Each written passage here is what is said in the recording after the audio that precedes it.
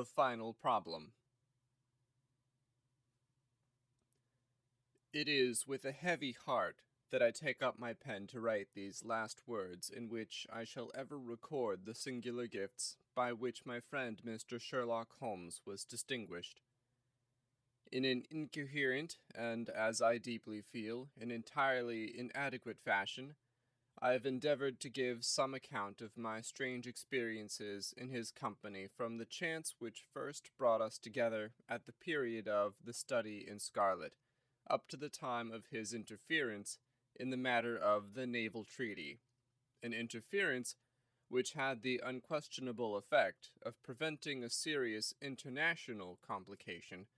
It was my intention to have stopped there, and to have said nothing of the event which has created a void in my life which the lapse of 2 years has done little to fill. My hand has been forced, however, by the recent letters in which Colonel James Moriarty defends the memory of his brother, and I have no choice but to lay the facts before the public exactly as they occurred. I alone know the absolute truth of the matter, and I am satisfied that the time has come when no good purpose is to be served by its suppression. As far as I know, there have been only 3 accounts in the public press, that in the Journal de Genève on May 6th, 1891, the Reuter's dispatch in the English papers on May 7th, and finally the recent letter to which I have alluded. Of these, the first and second were extremely condensed, while the last is, as I shall now show, an absolute perversion of the facts. It lies with me to tell for the first time what really took place between Professor Moriarty and Mr. Sherlock Holmes. It may be remembered that after my marriage and my subsequent start in private practice, the very intimate relations which had existed between Holmes and myself became to some extent modified. He still came to me from time to time when he desired a companion in his investigation, but these occasions grew more and more seldom, until I find that in the year 1890 there were only 3 cases of which I retain any record. During the winter of that year and the early spring of 1891, I saw in the papers that he had been engaged by the French government upon a matter of supreme importance, and I received 2 notes from Holmes, dated from Narbonne and from Nîmes, from which I gathered that his stay in France was likely to be a long one. It was with some surprise, therefore, that I saw him walk into my consulting room upon the evening of April 24th. It struck me that he was looking even paler and thinner than usual. "Yes, I've been using up myself rather too freely," he remarked in answer to my look rather than to my words. "I've been a little pressed of late. Have you any objection to my closing your shutters?" The only light in the room came from the lamp upon the table at which I had been reading. Holmes edged his way round the wall, and flinging the shutters together, he bolted them securely. "You are afraid of something?" I asked. "Well, I am." "Of what?" "Of air guns." "My dear Holmes, what do you mean?" "I think that you know me well enough, Watson, to understand that I am by no means a nervous man. At the same time, it is stupidity rather than courage to refuse to recognize danger when it is close upon you. Might I trouble you for a match?" He drew in the smoke of his cigarette, as if the soothing influence was grateful to him. "I must apologize for calling so late," said he, "and I must further beg you to be so unconventional as to allow me to leave your house presently by scrambling over your back garden wall." "But what does it all mean?" I asked. He held out his hand, and I saw in the light of the lamp that 2 of his knuckles were burst and bleeding. "It is not an airy nothing, you see," said he, smiling. "On the contrary, it is solid enough for a man to break his hand over. Is Mrs. Watson in?" "She is away upon a visit." "Indeed, you're alone?" Quite. Then it makes it the easier for me to propose that you should come away with me for a week to the continent. Where? Oh, anywhere, it's all the same to me. There was something very strange in all this. It was not Holmes' nature to take an aimless holiday, and something about his pale, worn face told me that his nerves were at their highest tension. He saw the question in my eyes, and putting his fingertips together and his elbows upon his knees, he explained the situation. "You have probably never heard of Professor Moriarty," said he. "Never." "Aye, there's the genius and the wonder of the thing," he cried. "The man pervades London, and no one has heard of him. That's what puts him on a pinnacle in the records of crime. I tell you, Watson, in all seriousness, that if I could beat that man, if I could free society of him, I should feel that my own career had reached its summit, and I should be prepared to turn to some more placid line in life. Between ourselves, the recent cases in which I have been of assistance to the royal family of Scandinavia and to the French Republic have left me in such a position that I could continue to live in the quiet fashion which is most congenial to me, and to concentrate my attention upon my chemical researches.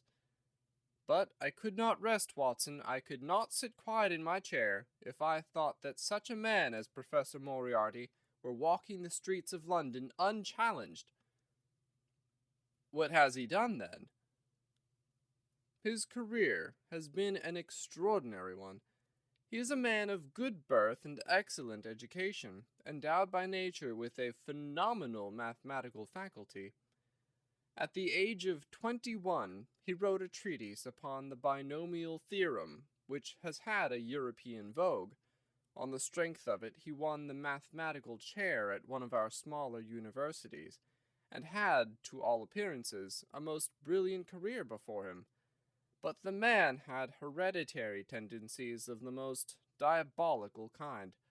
A criminal strain ran in his blood, which instead of being modified, was increased and rendered infinitely more dangerous by his extraordinary mental powers. Dark rumors gathered round him in the university town, and eventually he was compelled to resign his chair, and to come down to London, where he set up as an army coach.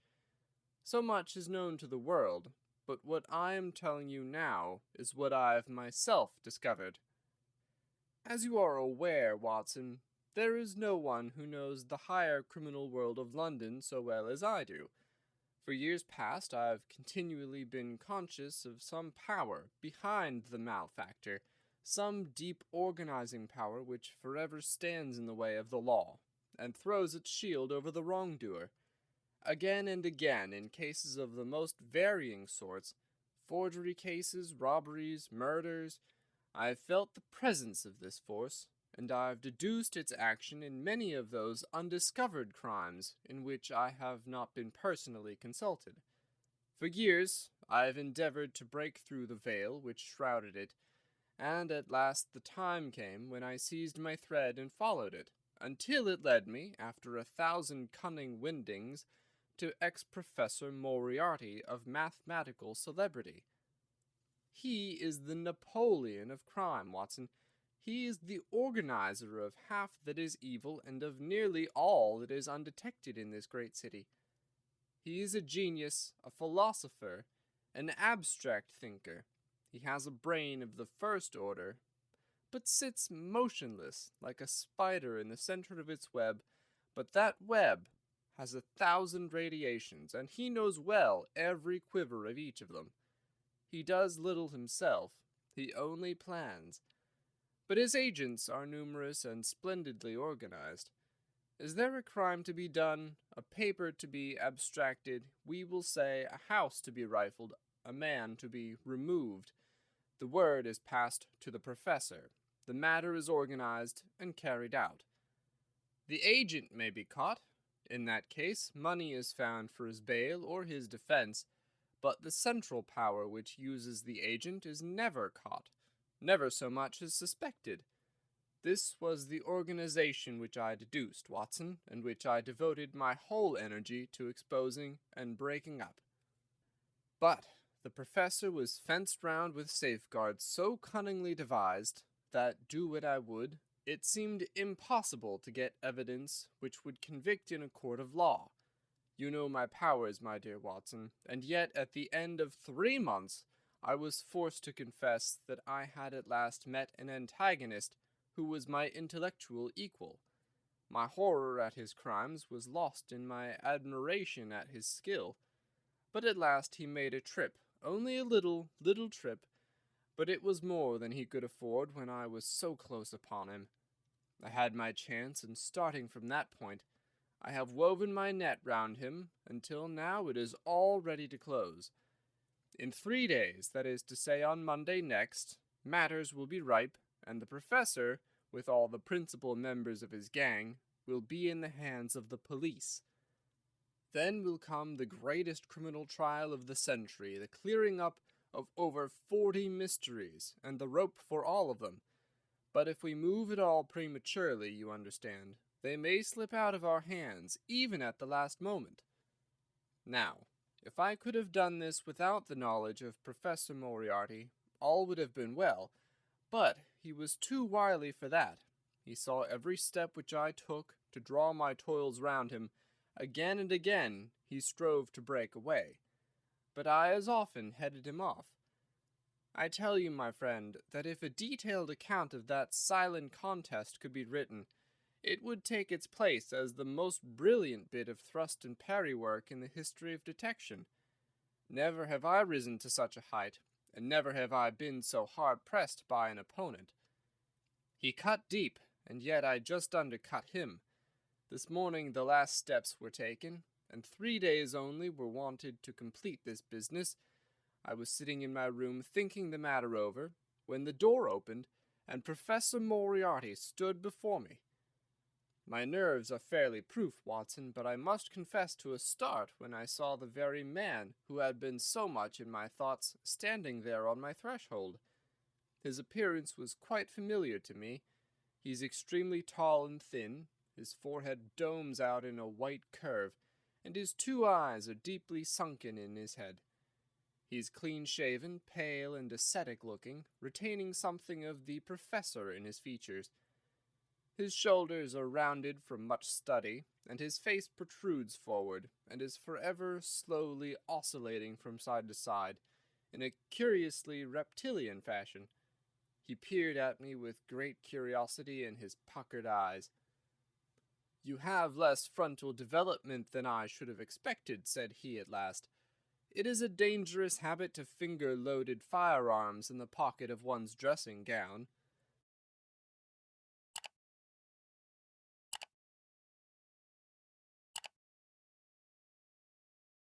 The fact is that upon his entrance I had instantly recognized the extreme personal danger in which I lay. The only conceivable escape for him lay in silencing my tongue. In an instant I had slipped the revolver from the drawer into my pocket, and was covering him through the cloth. At his remark I drew the weapon out, and laid it cocked upon the table. He still smiled and blinked, but there was something about his eyes which made me feel very glad that I had it there. "You evidently don't know me," said he. "On the contrary," I answered, "I think it is fairly evident that I do. Pray take a chair. I can spare you 5 minutes if you have anything to say." "All that I have to say has already crossed your mind," said he. "Then possibly my answer has crossed yours," I replied. "You stand fast?" "Absolutely." He clapped his hand into his pocket, and I raised the pistol from the table. But he merely drew out a memorandum book in which he had scribbled some dates. "You crossed my path on the 4th of January," said he. "On the 23rd you incommoded me. By the middle of February I was seriously inconvenienced by you. At the end of March I was absolutely hampered in my plans, and now, at the close of April, I find myself placed in such a position through your continual persecution that I am in positive danger of losing my liberty. The situation is becoming an impossible one. Have you any suggestion to make? I asked. You must drop it, Mr. Holmes, said he, swaying his face about. You really must, you know. After Monday, said I. Tut, tut, said he, I am quite sure that a man of your intelligence will see that there can be but one outcome to this affair. It is necessary that you should withdraw. You have worked things in such a fashion that we have only one resource left. It has been an intellectual treat to me to see the way in which you have grappled with this affair, and I say, unaffectedly, that it would be a grief to me to be forced to take any extreme measure. You smile, sir, but I assure you that it really would. Danger is part of my trade, I remarked. That is not danger, said he. It is inevitable destruction. You stand in the way not merely of an individual, but of a mighty organization, the full extent of which you, with all your cleverness, have been unable to realize.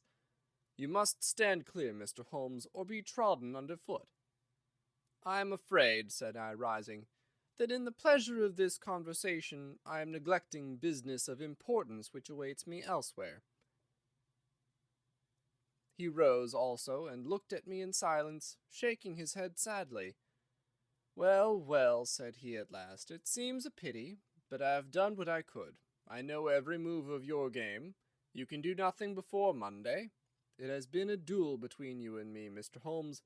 You hope to place me in the dock. I tell you that I will never stand in the dock. You hope to beat me. I tell you that you will never beat me. If you are clever enough to bring destruction upon me, rest assured that I shall do as much to you. You've paid me several compliments, Mr. Moriarty, said I. Let me pay you one in return, when I say that if I were assured of the former eventuality, I would, in the interests of the public, cheerfully accept the latter. I can promise you the one, but not the other, he snarled, and so turned his rounded back upon me, and went peering and blinking out of the room. That was my singular interview with Professor Moriarty. I confess that it left an unpleasant effect upon my mind. His soft, precise fashion of speech leaves a conviction of sincerity which a mere bully could not produce. Of course, you will say, why not take police precautions against him? The reason is that I am well convinced that it is from his agents the blow will fall. I have the best proofs that it would be so. You've already been assaulted? My dear Watson, Professor Moriarty is not a man who lets the grass grow under his feet. I went out about midday to transact some business in Oxford Street.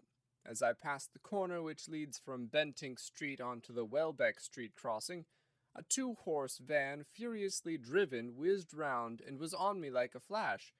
I sprang for the footpath and saved myself by the fraction of a second.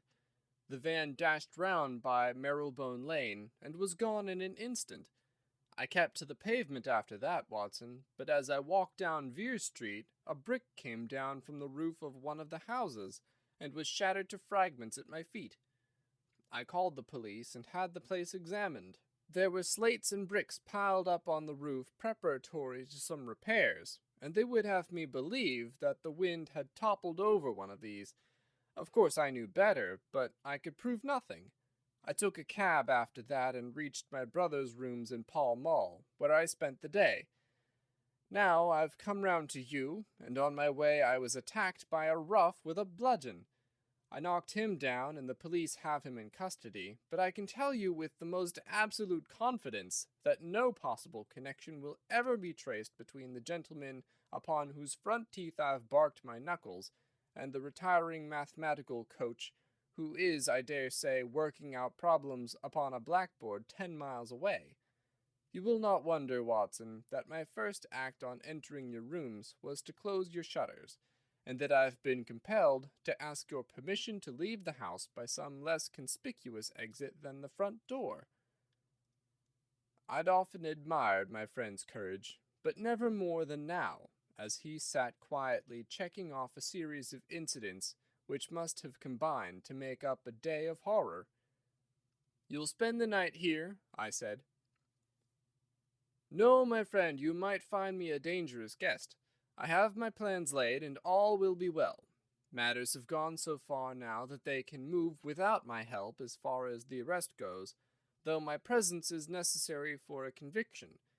It is obvious, therefore, that I cannot do better than get away for the few days which remain before the police are at liberty to act. It would be a great pleasure to me, therefore, if you could come on to the continent with me." "The practice is quiet," said I, "and I have an accommodating neighbor. I should be glad to come." "And to start tomorrow morning?" "If necessary." "Oh, yes, it is most necessary. Then these are your instructions, and I beg, my dear Watson, that you will obey them to the letter, for you are now playing a double-handed game with me against the cleverest rogue and the most powerful syndicate of criminals in Europe. Now listen. You will dispatch whatever luggage you intend to take by a trusty messenger unaddressed to Victoria tonight. In the morning you will send for a hansom, desiring your man to take neither the first nor the second which may present itself. Into this hansom you'll jump, and you will drive to the Strand end of the Lowther Arcade, handing the address to the cabman upon a slip of paper, with a request that he will not throw it away.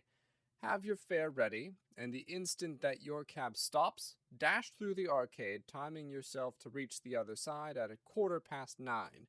You will find a small brougham waiting close to the curb, driven by a fellow with a heavy black cloak tipped at the collar with red. Into this you will step, and you will reach Victoria in time for the Continental Express." "Where shall I meet you?" "At the station. The second first-class carriage from the front will be reserved for us." "The carriage is our rendezvous, then?" "Yes." It was in vain that I asked Holmes to remain for the evening. It was evident to me that he thought he might bring trouble to the roof he was under, and that was the motive which impelled him to go. With a few hurried words as to our plans for the morrow, he rose and came out with me into the garden, clambering over the wall which leads into Mortimer Street, and immediately whistling for a hansom, in which I heard him drive away. In the morning, I obeyed Holmes' injunctions to the letter. A hansom was procured with such precaution as would prevent its being one which was placed ready for us, and I drove immediately after breakfast to the Lowther Arcade, through which I hurried at the top of my speed. A brougham was waiting, with a very massive driver wrapped in a dark cloak, who, the instant that I had stepped in, whipped up the horse and rattled off to Victoria Station. On my alighting there, he turned the carriage and dashed away again without so much as a look in my direction.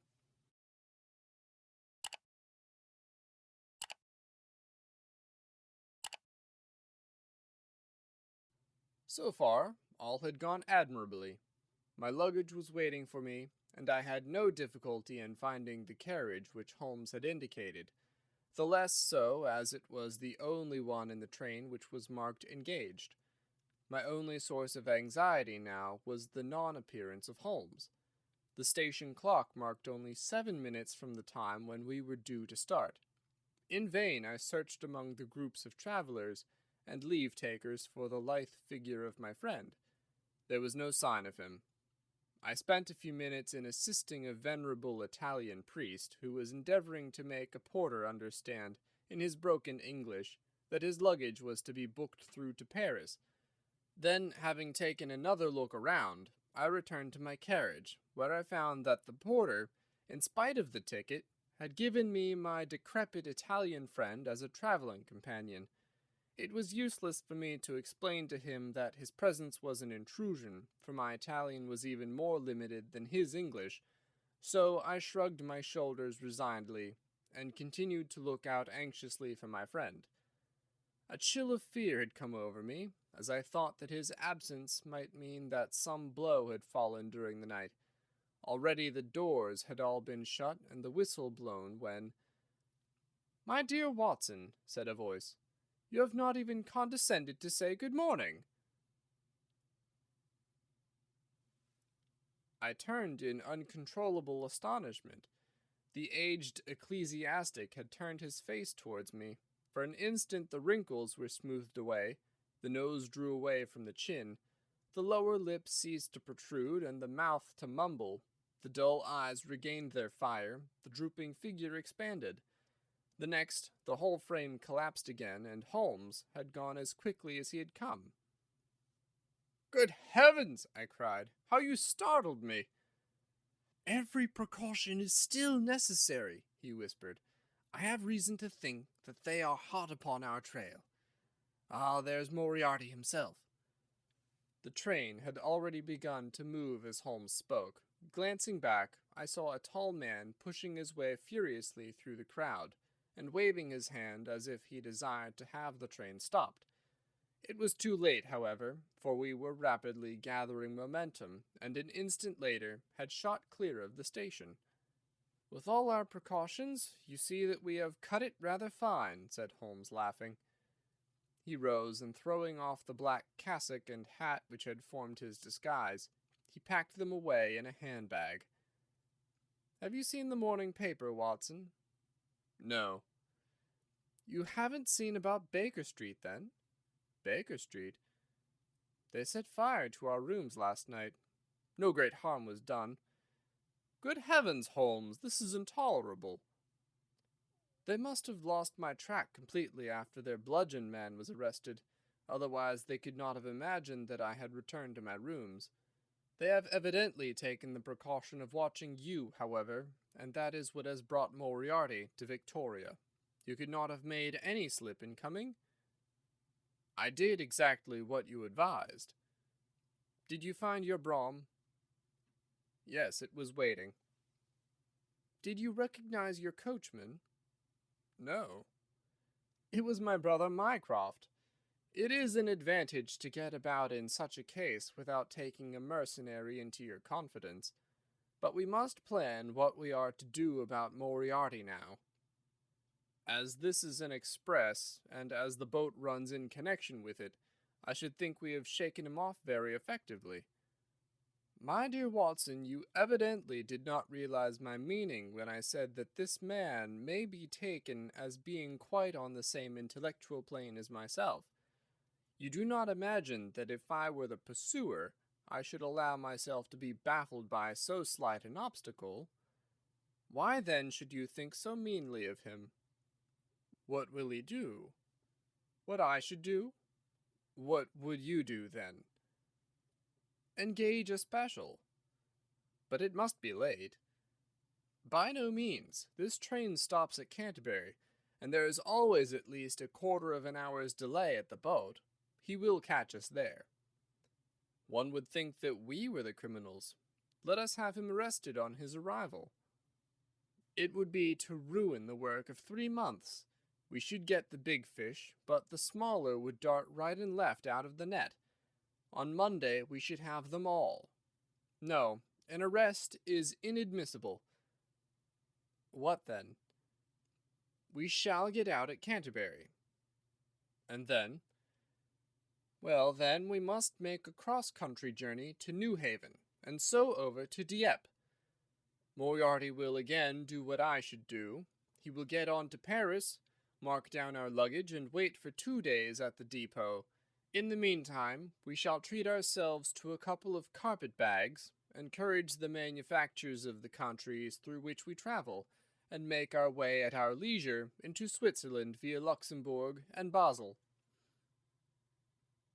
At Canterbury, therefore, we alighted, and only to find that we should have to wait an hour before we could get a train to Newhaven. I was still looking rather ruefully after the rapid disappearing luggage van which contained my wardrobe, when Holmes pulled my sleeve and pointed up the line. "Already, you see," said he. Far away from among the Kentish woods there rose a thin spray of smoke. A minute later, a carriage and engine could be seen flying along the open curve which leads to the station. We had hardly time to take our place behind a pile of luggage when it passed with a rattle and a roar, beating a blast of hot air into our faces. "There he goes," said Holmes as we watched the carriage swing and rock over the points. There are limits, you see, to our friend's intelligence. It would have been a coup de maître had he deduced what I would deduce, and acted accordingly. And what would he have done had he overtaken us? There cannot be the least doubt that he would have made a murderous attack upon me. It is, however, a game at which two may play. The question now is whether we should take a premature lunch here, or run our chance of starving before we reach the buffet at New Haven. We made our way to Brussels that night, and spent 2 days there, moving on upon the third day as far as Strasbourg. On the Monday morning, Holmes had telegraphed to the London police, and in the evening we found a reply waiting for us at our hotel.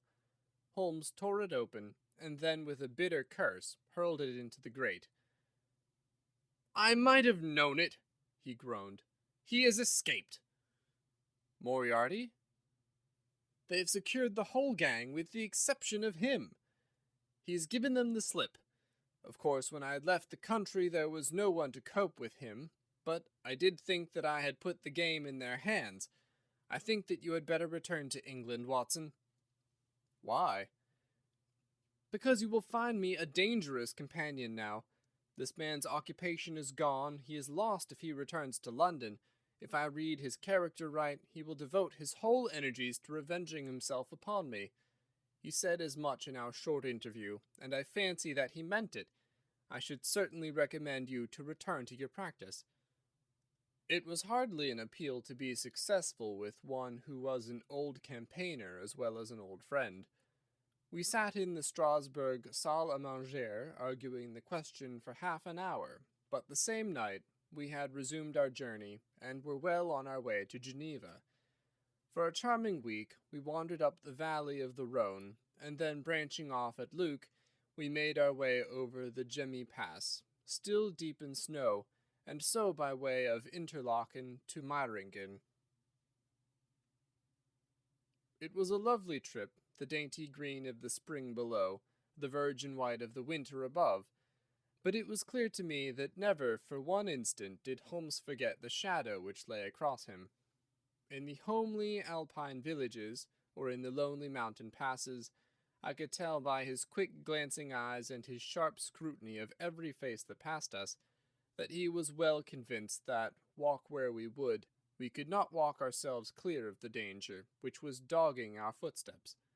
Once, I remember, as we passed over the Gemmi, and walked along the border of the melancholy Daubensee, a large rock which had been dislodged from the ridge upon our right clattered down and roared into the lake behind us.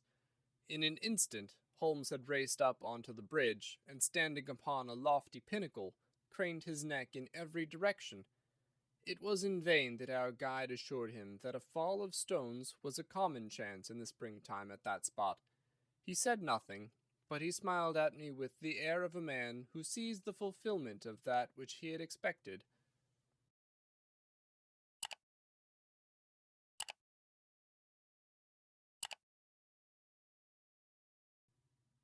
And yet, for all his watchfulness, he was never depressed. On the contrary, I can never recollect having seen him in such exuberant spirits. Again and again, he recurred to the fact that if he could be assured that society was freed from Professor Moriarty, he would cheerfully bring his own career to a conclusion. "I think that I may go so far as to say, Watson, that I have not lived wholly in vain," he remarked. "If my record were closed tonight, I could still survey it with equanimity. The air of London is the sweeter for my presence. In over 1,000 cases, I am not aware that I have ever used my powers upon the wrong side. Of late, I have been tempted to look into the problems furnished by nature rather than those more superficial ones for which our artificial state of society is responsible. Your memoirs will draw to an end, Watson, upon the day that I crown my career by the capture or extinction of the most dangerous and capable criminal in Europe. I shall be brief, and yet exact, in the little which remains for me to tell. It is not a subject on which I would willingly dwell, and yet I am conscious that a duty devolves upon me to omit no detail. It was on the 3rd of May that we reached a little village of Meiringen, where we put up at the Englischerhof, then kept by Peter Steiler the elder. Our landlord was an intelligent man, and spoke excellent English, having served for 3 years as waiter at the Grosvenor Hotel in London. At his advice, on the afternoon of the 4th, we set off together, with the intention of crossing the hills and spending the night at the hamlet of Rosenlaui. We had strict injunctions, however, on no account to pass the falls of Reichenbach, which are about halfway up the hill, without making a small detour to see them. It is indeed a fearful place. The torrent, swallowed by the melting snow, plunges into a tremendous abyss, from which the spray rolls up like the smoke of a burning house. The shaft into which the river hurls itself is an immense chasm, lined by glistening coal-black rock, and narrowing into a creaming, boiling pit of incalculable depth, which brims over and shoots the stream onward over its jagged lip. The long sweep of green water roaring forever down, and the thick flickering curtain of spray hissing forever upward, turn a man giddy with their constant whirl and clamor. We stood near the edge, peering down at the gleam of the breaking water far below us, against the black rocks, and listening to the half-human shout which came booming up with the spray out of the abyss. The path has been cut halfway around the fall to afford a complete view, but it ends abruptly, and the traveler has to return as he came. We had turned to do so when we saw a Swiss lad come running along it with a letter in his hand. It bore the mark of the hotel which we had just left, and was addressed to me by the landlord. It appeared that within a very few minutes of our leaving, an English lady had arrived who was in the last stage of consumption. She had wintered at Davos-Platz, and was journeying now to join her friend at Lucerne, when a sudden hemorrhage had overtaken her. It was thought that she could hardly live a few hours, but it would be a great consolation to her to see an English doctor, and if I would only return, etc. The good Steiler assured me in a postscript that he would himself look upon my compliance as a very great favor, since the lady absolutely refused to see a Swiss physician, and he could not but feel that he was incurring a great responsibility. The appeal was one which could not be ignored. It was impossible to refuse the request of a fellow countrywoman dying in a strange land. Yet I had my scruples about leaving Holmes. It was finally agreed, however, that he should retain the young Swiss messenger with him as guide and companion while I returned to Meiringen. My friend would stay some little time at the fall, he said, and would then walk slowly over the hill to Rosenlaui, where I had to rejoin him in the evening. As I turned away, I saw Holmes with his back against a rock and his arms folded, gazing down at the rush of the waters. It was the last that I was ever destined to see of him in this world. When I was near the bottom of the descent, I looked back. It was impossible from that position to see the fall, but I could see the curving path which winds over the shoulder of the hill and leads to it. Along this a man was, I remember, walking very rapidly. I could see his black figure clearly outlined against the green behind him. I noted him and the energy with which he walked, but he passed from my mind again as I hurried on upon my errand. It may have been a little over an hour before I reached Meiringen. Old Steiler was standing at the porch of his hotel. "Well," said I as I came hurrying up, "I trust that she is no worse." A look of surprise passed over his face, and at the first quiver of his eyebrows, my heart turned to lead in my breast. "You did not write this?" I said, pulling the letter from my pocket. "There is no sick Englishwoman in the hotel?" "Certainly not," he cried. "But it has the hotel mark upon it. It must have been written by that tall Englishman who came in after you'd gone," he said, but I waited for none of the landlord's explanations. In a tingle of fear, I was already running down the village street, and making for the path which I had so lately descended. It had taken me an hour to come down, For all my efforts, 2 more had passed before I found myself at the fall of Reichenbach once more. There was Holmes' alpine stalk still leaning against the rock by which I had left him, but there was no sign of him, and it was in vain that I shouted. My only answer was my own voice reverberating in a rolling echo from the cliffs around me. It was the sight of that alpine stalk which turned me cold and sick. He had not gone to Rosenlaui then. He had remained on that 3-foot path, with sheer wall on one side and sheer drop on the other, until his enemy had overtaken him. The young Swiss had gone too. He had probably been in the pay of Moriarty, and had left the 2 men together. And then what had happened? Who was to tell us what had happened then? I stood for a minute or 2 to collect myself, for I was dazed with the horror of the thing. Then I began to think of Holmes' own methods, and to try to practice them in reading this tragedy. It was, alas, only too easy to do. During our conversation we had not gone to the end of the path, and the alpine stalk marked the place where we had stood. The blackish soil is kept forever soft by the incessant drift of spray, and a bird would leave its tread upon it.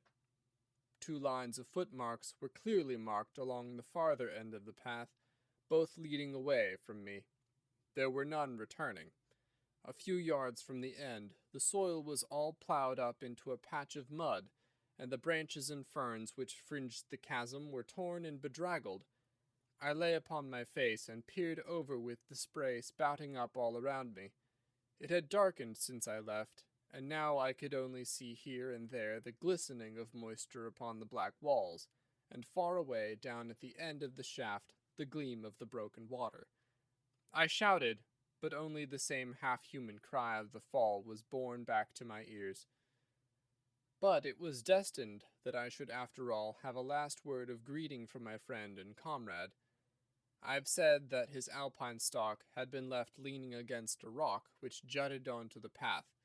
From the top of this boulder, the gleam of something bright caught my eye, and raising my hand I found that it came from the silver cigarette case which he used to carry. As I took it up, a small square of paper upon which it had been lain fluttered down onto the ground. Unfolding it, I found that it consisted of 3 pages torn from his notebook and addressed to me. It was characteristic of the man that the direction was as precise and the writing as firm and clear as though it had been written in his study. My dear Watson, it said, I write these few lines through the courtesy of Mr. Moriarty, who awaits my convenience for the final discussion of those questions which lie between us. He has been giving me a sketch of the methods by which he avoided the English police and kept himself informed of our movements.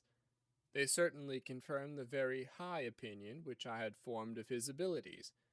I am pleased to think that I shall be able to free society from any further effects of his presence, though I fear that it is at a cost which will give pain to my friends, and especially, my dear Watson, to you. I have already explained to you, however, that my career had in any case reached its crisis, and that no possible conclusion to it could be more congenial to me than this. Indeed, if I may make a full confession to you, I was quite convinced that the letter from Meiringen was a hoax, and I allowed you to depart on that errand under the persuasion that some development of this sort would follow.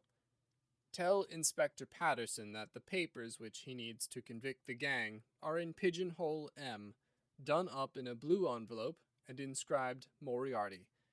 I made every disposition of my property before leaving England, and handed it to my brother Mycroft. Pray give my greetings to Mrs. Watson, and believe me to be, my dear fellow, very sincerely yours, Sherlock Holmes. A few words may suffice to tell the little that remains. An examination by experts leaves little doubt that a personal contest between the 2 men ended, as it could hardly fail to end in such a situation, in their reeling over, locked in each other's arms. Any attempt at recovering the bodies was absolutely hopeless, and there, deep down in that dreadful cauldron of swirling water and seething foam, will lie for all time the most dangerous criminal and the foremost champion of the law of their generation. The Swiss youth was never found again, and there can be no doubt that he was one of the numerous agents whom Moriarty kept in his employ. As to the gang, it will be within the memory of the public how completely the evidence which Holmes had accumulated exposed their organization, and how heavily the hand of the dead man weighed upon them. Of their terrible chief, few details came out during the proceedings, and if I have now been compelled to make a clear statement of his career, it is due to those injudicious champions who have endeavored to clear his memory by attacks upon him, whom I shall ever regard as the best and the wisest man whom I have ever known.